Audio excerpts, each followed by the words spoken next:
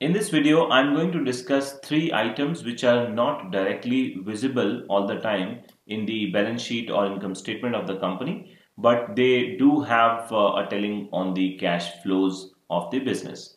And we need this information to prepare the cash flow statement. So I'm going to talk about these three items: provision for tax versus tax paid, then sale and purchase of any fixed asset, and finally the provision for dividend, the dividend actually paid, also an item called interim dividend. So let's go over these three items one by one. We start with provision for tax. Now what happens is, the dynamics of the taxation is that an amount is set aside every year, and you call this account, the amount which is set aside, this is put into an account which is called provision for tax. Now provision for tax, as I explained earlier, the tax liability is determined at a later stage. The accounts have to be closed, financial year ends, but the tax liability goes into the next year. That's when it is determined. It takes more time. Therefore, the provision that you create versus the tax that you pay, they can be two different numbers.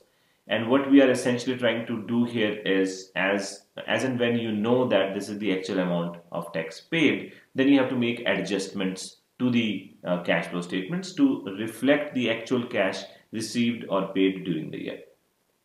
So we will look at, there are 2-3 cases which we will look at to understand how provision should be treated and actual tax expense should be treated, although you have some insight from the previous practice problem that we solved.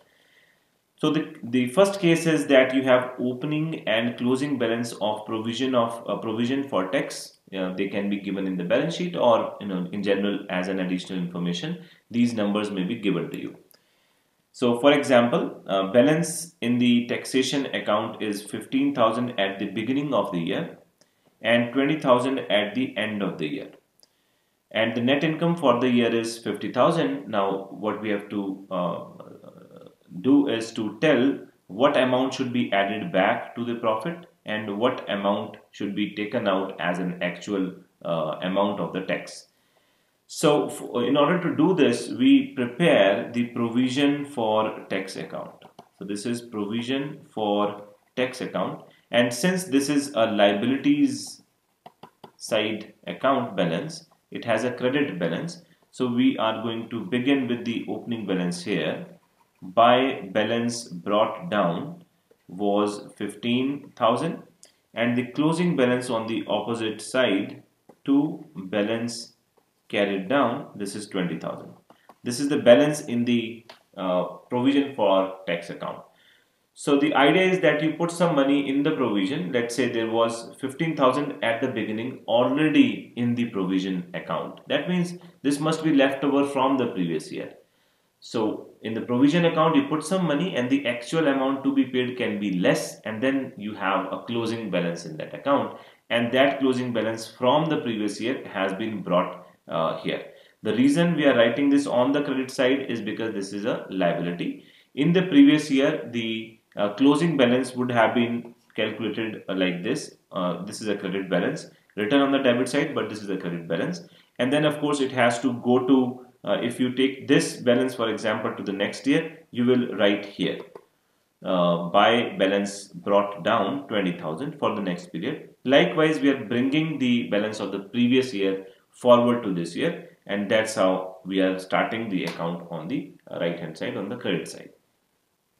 Alright, now you have not been given any information here about what is the actual tax that is paid during the year, or what is the new provision that is created during the year. That information has not been given to you. Well, the easiest thing that you could do is you can say the provision was 15,000 and now it is 20,000. So 5,000 more has been transferred into the provision. But that is not how we do it. Tax has to be paid. Some amount of tax, advance tax, has to be paid during the year. So we have to figure that out. So the assumption that we make is as follows. We are going to say whatever is the balance in the beginning is the actual tax that is paid during the year. And when tax is paid, the journal entry is provision for tax account debit to bank account. So I'm going to write to bank account here.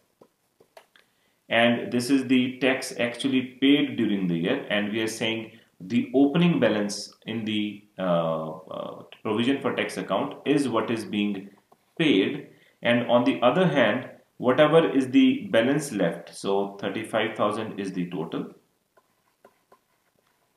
and you have 20,000 here, essentially the closing balance.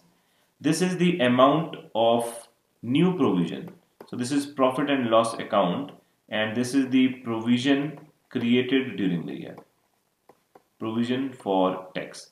Now understand these two journal entries. The first journal entry is provision for tax account debit, and we are writing to bank account. This is the payment of the tax to bank account. Cash is going out and money is being taken from the provision account. On the other hand, when you create a provision,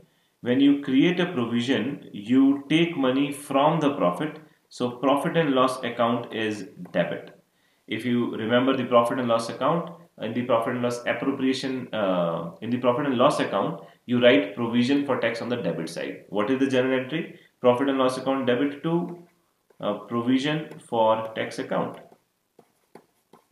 All we are doing is we are posting these entries here. So this entry is being posted here. This entry is being posted here. That's it. So I'm repeating, the assumption is previous year's balance is being paid in this year, and this year's closing balance is the amount of new provision which is being created. Now why this distinction is required? Because this is a non-cash item. This is a non-cash item. This is a non-cash item, and this needs to be added back to profit. And this is the cash outflow. This is the actual cash outflow, which should be deducted from the cash flow from the operating activities. Alright, this is one case where you have only the opening and closing balances. So what you're going to do is you will say net profit during the year is 50,000. Add back into this the provision that you made during the year, which is 20,000. Therefore, the profit is 70,000. Cash profit is 70,000. And you deduct from this the tax which has been paid during the year, which is 15,000. Therefore, you have 55,000 as the cash operating profit during the year. This is the purpose. Let's go to second case.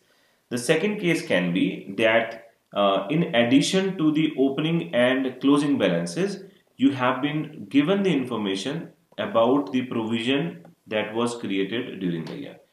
So this makes things simpler for us. We are again going to start with the opening balance, by balance brought down, which was 15,000, and the closing balance is 20,000. So to balance carried down.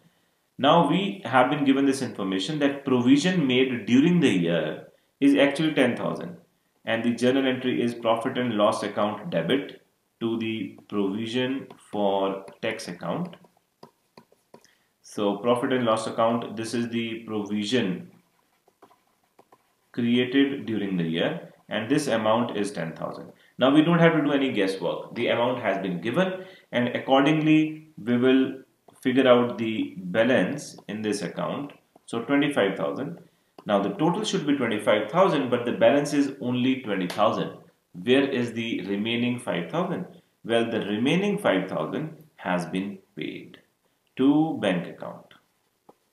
Bank account, this is tax paid during the year, and this is the hidden information that was not available to us. So the same format, provision for tax, is going to have these four items: opening balance, closing balance, provision created, and the tax actually paid. Now if the tables were turned and you are not given provision created but tax paid, you can figure out the provision created. So these are the four items. This is a zero sum game in that sense. So whichever information is provided, you write that down and figure out the hidden information. Now accordingly, in the net profit, which is 50,000, you are going to add back the provision that was created, which is 10,000. So this will give you 40,000, and then you will deduct from this the actual tax paid, which is only 5,000. So cash operating profit will be 35,000. That is the use case for this provision for tax. Alright, so that is what I want to discuss about the first item. I'll stop here and I'll continue the discussion on next item in the next video.